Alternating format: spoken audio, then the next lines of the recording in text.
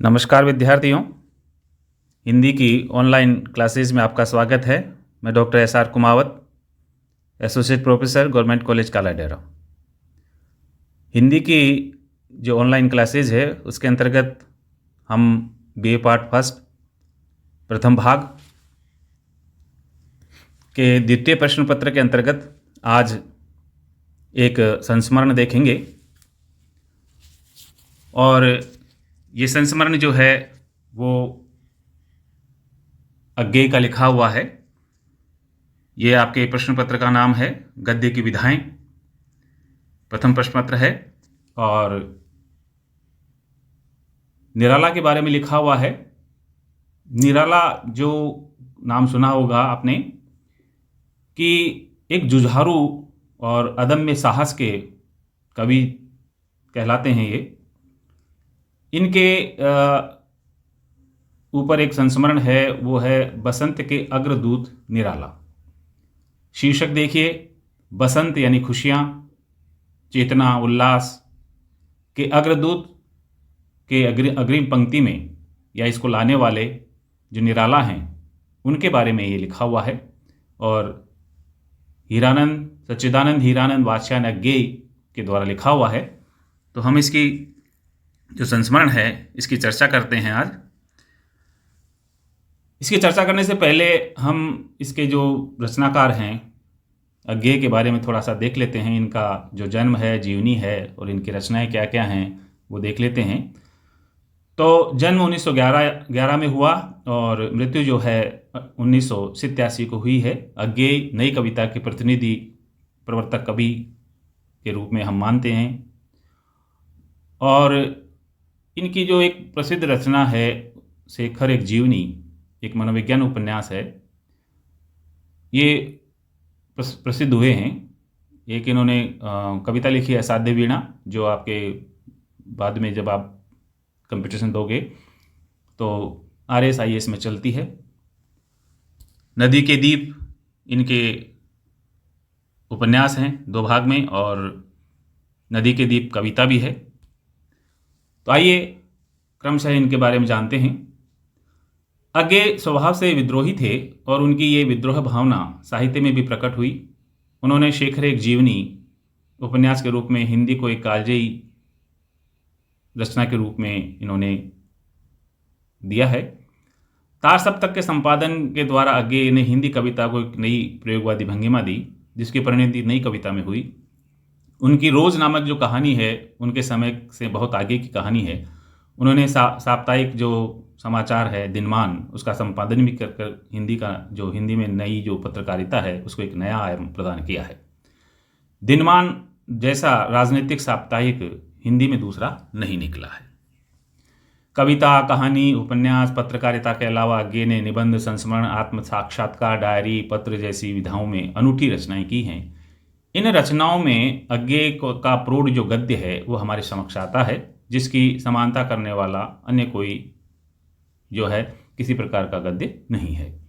आत्मेन पद, त्रिशंकु, भवंती, अंतरा जैसे संकलनों में उन्होंने अपनी गद्य रचनाओं की छटा बिखेरी है। स्मृति लेखा ये पूरी तरह जो है रचनाकारों के बारे में लिखी हुई है। तो स्मृति लेखा नामक जो संकलन में अज्ञेय ने अपने समकालीन रचनाकारों पर जो संस्मरण लिखे हैं वो अद्भुत हैं। बसंत के अग्रदूत निराला जो इनका संस्मरण है अज्ञेय का, तो अज्ञेय द्वारा लिखित ये निराला विषयक महत्वपूर्ण संस्मरण है। अज्ञेय ने निराला की उद्भट जो प्रतिभा का अंकन किया है, वे जानते हैं कि सारी मानसिक विक्षिप्तता के बावजूद निराला नएपन की पहचान रखते हैं। वे निराला के आत्मीय व्यवहार की प्रशंसा करते हैं, उनके विराट व्यक्तित्व के अनेक पहलुओं का अंकन करते हैं। तो आइए देखते हैं हम इनके जो संस्मरण है बसंत के अग्रदूत निराला, इसकी हम सार और समीक्षा करते हैं। देखिए शुरुआत जो है वो अज्ञेय करते हैं कि निराला जी को स्मरण करते हुए एकाएक शांतिप्रिय द्विवेदी की याद आ जाए तो इसकी पूरी व्यंजना तो वही समझ सकेंगे जिन्होंने इन दिनों महान विभूतियों के प्रत्यक्ष देखा है। यूँ औरों ने शांति प्रिय जी का नाम प्राय सुमित्रानंद पंत के संदर्भ में लिया होगा, क्योंकि वास्तव में वह पंत जी के ही भक्त थे। लेकिन मैं निराला जी के पहले दर्शन के लिए इलाहाबाद में पंडित वाचस्पति पाठक के घर जा रहा था, तो देहरी पर एक सीकिया पहलवान के दर्शन हो गए, जिसने मेरा रास्ता रोकते हुए एक टेढ़ी अंगुली मेरी ओर उठाकर पूछा, आपने निराला जी के बारे में विश्व भारती पत्रिका में बड़ी अनर्गल बातें लिख दी हैं। ये इनसे एक प्रश्न करते हैं। तो क्योंकि इन्होंने अगे ने जो है वो अगे निराला के बारे में कुछ लिखा था, कुछ आलोचनाएं की थी, तो ये कहते हैं कि यूँ रिपोर्ट सही थी, यानी ये बात सही थी कि विश्व भारती पत्रिका में मेरा एक लंबा लेख छपा था। आज ये मानने में मुझे कोई संकोच नहीं है कि उसमें निराला के साथ घोर अन्याय किया गया था। ये बात 1936 की है, जब विशाल भारत में पंडित बनारसीदास चतुर्वेदी निराला के विरुद्ध अभियान चला रहे थे। यूँ चतुर्वेदी जी के जो आक्रोश निराला जी के प्रति, निराला जी के लेखों के प्रति था, उनके कविताओं के प्रति उतना नहीं था, लेकिन उपहास और विडंबना का जो स्वर चतुर्वेदी जी की टिप्पणियों में है, वो निराला को जो है तोड़ देता है। उसका प्रभाव जो है निराला की समग्र कृतित्व के मूल्यांकन पढ़ना स्वाभाविक था, और मेरी अपरिपक्व बुद्धि पर भी, यानी मैं भी उनकी इन बातों में आ गया था, इसलिए ये आलोचना में लिख बैठा हूं। मैं जो है अब एक रोचक जो घटना है उसका एक वर्णन करते हैं। ये आगे जो है निराला जी से मिलने जाते हैं, और जब निराला के जाते हैं तो वहाँ पर बेचैन पांडे, शर्मा उग्र और निराला दोनों बैठे रहते हैं। दोनों के सामने चौकी पर अधभरे गिलास थे और दोनों हाथों में अधेले सिगरेट थे। जब आगे वहाँ पहुँचे, उग्र जी से मिलना पहले भी हुआ था। मेरे नमस्कार में को सिर हिलाकर स्वीकार करते हुए निराला से कहा, यह आगे हैं। निराला जी ने एक बार सिर से पैर तक मुझे देखा और मेरे नमस्कार का जवाब में केवल कहा, बैठो। मैं बैठने ही जा रहा था कि एक बार फिर उन्होंने कहा, जरा सीधे खड़े होना, यानी मेरे से कहा, जरा सीधे खड़े होना। मुझे कुछ आश्चर्य तो, लेकिन मैं फिर सीधा खड़ा हो गया और निराला जी उठे और मेरे सामने आ खड़े हुए। एक बार उन्होंने सिर से पैर तक मुझे देखा, तोला और फिर बोले, ठीक है। फिर बैठते उन्होंने मुझसे भी बैठने के लिए कहा। मैं बैठ गया तो मानो स्वागत कथन में उन्होंने कहा, डोल तो रामविलास जैसा है, यानी शरीर का जो बनावट है वो कैसा है, रामविलास शर्मा जैसा। रामविलास शर्मा के बारे में ये है कि निराला का गहरा स्नेह था, ये मैं जानता था। तो इस तरह से जो है उन्होंने मेरे को कम से कम ये तो समझा कि चलो कविताओं में ना सही, डील डोल में तो निराला जैसा हुई।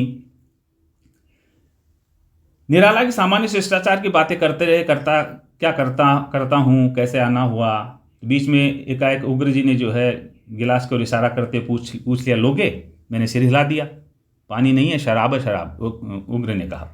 मैंने कहा, समझ गया, लेकिन मैं नहीं लेता हूँ। निराला जी के साथ इधर उधर की बातें होती रही। फिर कविता की बात में उठाना मैंने श्रेयकर समझा। तो इस तरह से ये जो पहला जो मीटिंग है, पहली जो मुलाकात है, वो निराला से होती है आगे की। फिर इसके बाद कि जिस भेंट का उल्लेख करना चाहता हूँ, निराला लिखते हैं आगे कि मैं जिस भेंट का उल्लेख करना चाहता हूँ, उससे पहले निराला जी के काव्य के विषय में मेरा मन पूरी तरह बदल चुका था।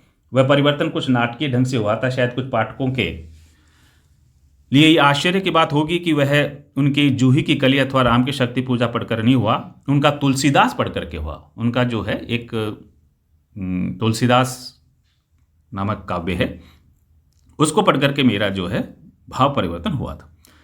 अब भी उस अनुभव को याद करता हूँ तो मानो एक गहराई में खो जाता हूँ। अब भी राम की शक्ति पूजा अथवा निराला के अनेक गीत बार बार पढ़ता हूँ, लेकिन तुलसीदास जब पढ़ने लगता हूँ तो इतना ही नहीं कि एक नया संसार मेरे सामने खुलता है, और वो भी विलक्षण, कि वह संसार मानो एक ऐतिहासिक अनुक्रम में गठित होता दिखाई दे रहा हो। मैं जिस भेंट का उल्लेख करना चाह रहा हूँ उसकी पृष्ठभूमि में कवि निराला के जो प्रति प्रगाढ़ सम्मान ही था।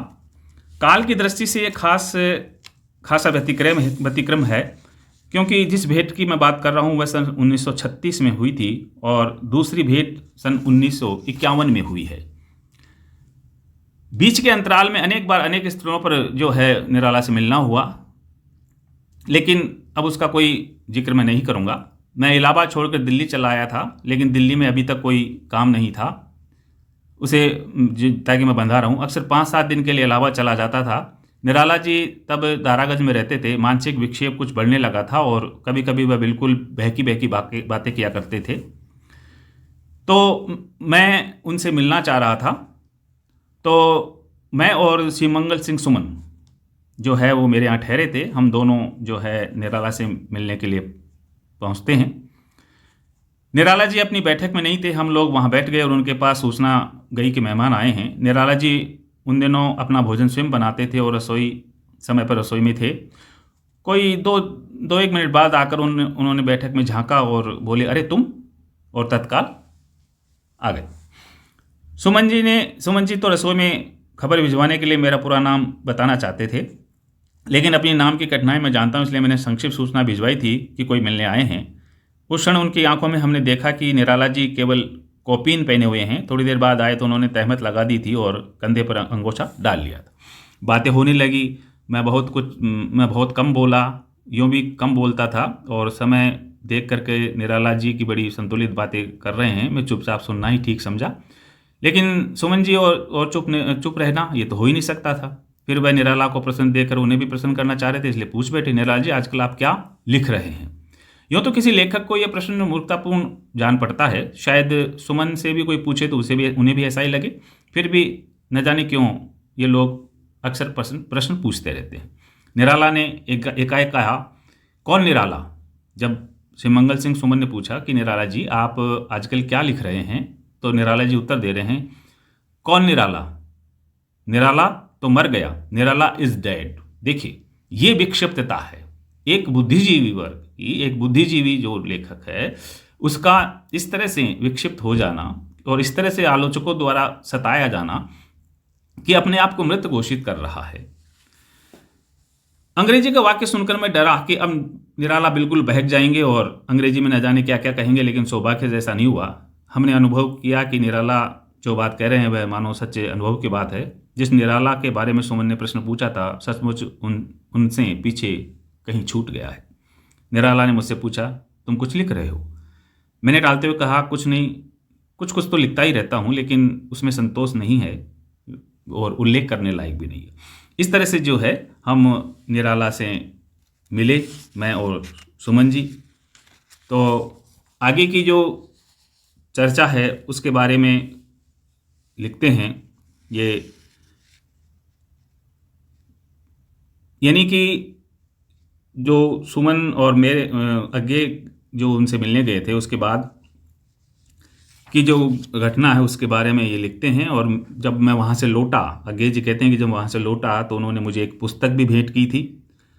और उसके बाद की घटना का जो वर्णन कर रहे हैं वो इस तरह से है कि सन 36 और 51 के बीच में, जैसा मैं कह चुका हूँ कि निराला जी ने अनेक बार मिलना हुआ। उनके तुलसीदास का पहला प्रकाशन 1938 में हुआ था और मैंने रचनाओं के बारे में अपनी धारणा के आमूल परिवर्तन की घोषणा रेडियो से जिस समीक्षा में की थी उसका प्रसारण शायद 1940 के आरंभ में हुआ था। मेरठ में हिंदी साहित्य परिषद के समारोह के लिए मैंने उन्हें आमंत्रित किया। उन्होंने सहज स्वीकार कर लिया। मेरठ के प्रवास में कुछ समय श्रीमती होमवती देवी के यहाँ कुछ समय मेरे यहाँ ठहरे। होमवती जी इस समय परिषद के अध्यक्षा थे और निराला जी को अपने यहाँ ठहराने की उनकी हार्दिक इच्छा थी। अब यहाँ होता क्या है कि जब ये उसमें हिंदी साहित्य परिषद के समारोह में जाते हैं तो निराला जी इस तरह से अंदर से टूट चुके थे, इस कदर जो है अपने आप में आहत हो चुके थे कि इनको जो है रात को शाम को जो है एक अद्दा जो शराब का है वो पीने का आदी हो चुके थे। उसके बिना इनको नींद नहीं आती थी। तो होमवती जो बेचारी है वो डरती थी कि ऐसे कैसे पार पड़ेगी, हम इनको बुला करके अलग भी नहीं रख सकते और मैं अकेली रहती हूँ तो ऐसे कैसे चलेगा। तो इसकी जिम्मेदारी जो अज्ञे ने संभाली पूरी और उनकी बहुत आवागत की और जो है उनको एक तांगा मंगा करके घूमने निकल गए। कोई किसी प्रकार के कोई बात नहीं बनी, आराम से जो है सारा काम हो गया। जिस बात का डर था कि निराला जी कहीं शराब पी करके कुछ कहने दे, फैल नहीं जाएं, ऐसा कुछ नहीं हुआ और सारा काम सही हो गया। दूसरे दिन मैं शाम को निराला जी को अपने यहाँ ले आया। भोजन उन्होंने वहीं पे किया और प्रसन्न होकर कई कविताएं सुनाई।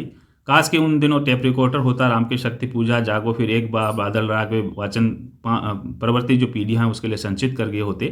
प्राचीन काल में काव्य वाचक जैसे भी रहे हो, मेरे युग में तो निराला जैसा कोई काव्य वाचक दूसरा नहीं रहा। रघुवीर साय लिखते हैं कि मेरे मन में पानी के कई संस्मरण हैं। निराला जी के काव्य को अजस्र मानकर मैं कह सकता हूँ कि मेरे मन में पानी के अनेक संस्करण हैं। अजस्र बहते जल के, फिर वह बहना चाहे मूसलाधार वृष्टि का हो, चाहे धुआंधार जलप्रपात का हो, चाहे नदी का हो। क्योंकि निराला जब कविता पढ़ते थे तब ऐसी ही वेगवती धारा बहती थी, किसी रोक की कल्पना भी तब नहीं की जा सकती। सरोवर सा ठहराव उनके वाचन में अकल्पनीय था। और क्योंकि पानी के अनेक संस्करण, इसलिए उन्हें दोहराऊंगा नहीं। उन दिनों के आसपास उनसे और भी कई बार मिलना हुआ। दिल्ली में वे मेरे यहाँ आए और दिल्ली में एक आध बार उन्हें मेरे अनुरोध किए बिना ही सहज उदारतावश अपनी कई कविताएं सुनाई। फिर इलाहाबाद में जब उनसे मिलना हुआ तो भी उन्होंने जो कई बार कविताएं सुनाई। धीरे धीरे जो है हमारे बीच जो है परिचितों सा जो है व्यवहार होने लगा। और उन्होंने जो सुनाया वो था, मैं अकेला देखता हूँ आ रही मेरी दिवस की सांदे बेला। ये निराला की कविता है। जो उम्र का जो पड़ाव है, उम्र का जो अंतिम जो पड़ाव है उसका यहाँ जिक्र है कि मैं अकेला देखता हूँ आ रही मेरी दिवस की सांदे बेला। सांदे बेला सांझ, शाम का समय, ढलती उम्र। जानता हूँ नदी झरने जो मुझे थे पार करने, कर चुका हूँ हंस रहा ये देख कोई नहीं बेला। यानी मेरे साथ इस वक्त कोई नहीं है, मेरे जितने भी संघर्ष मुझे करने थे वो मैंने कर लिए हैं।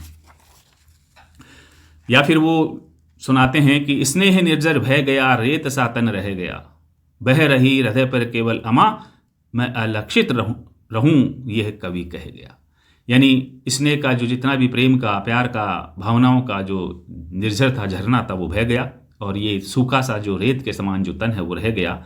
और बह रही हृदय पर केवल अमा, अब केवल जो है हृदय में केवल अंधकार बसा हुआ है। मैं अलक्षित रहा, मुझसे कोई लक्षित नहीं कर पाया, कवि ये कह गया। इस तरह से उनकी जो कविताएं हैं, उनके कई जो है उन्होंने अपने सस्वर पाठ करके सुनाया मुझे। और उनसे जो मुलाकात हुई वो मैं भूल नहीं सकता। यानी